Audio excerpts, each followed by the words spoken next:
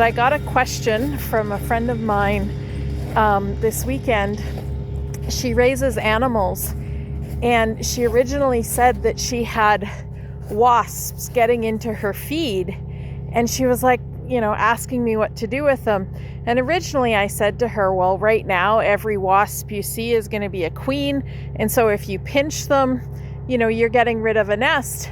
And then I thought about it some more, and I'm like, well, it's too early for the wasps to be out.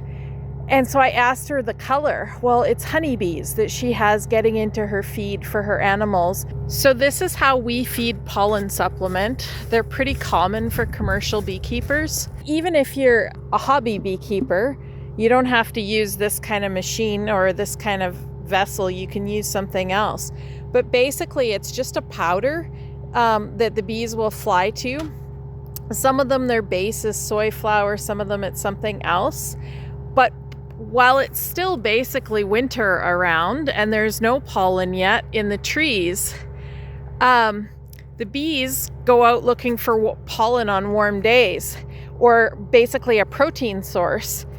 And so chop, grain dust, all of those kinds of things are quite often what they'll get into. And as beekeepers, it's actually our responsibility to put out something for them to fly to so that they're not bothering our neighbors.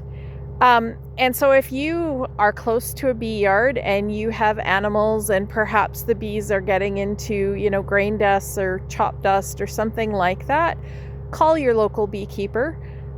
Quite often beekeepers, we're not as lucky that we just walk out the door and our bees are right there in our yard. Quite often they're quite a distance away from us, and even hobby beekeepers I know can have bees 200 kilometers away from them.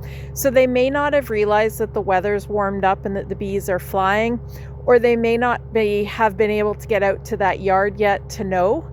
But anyways, call your local beekeeper, explain what's going on, and they can put out this kind of powder so that the bees can fly to it. And it's a relatively easy fix.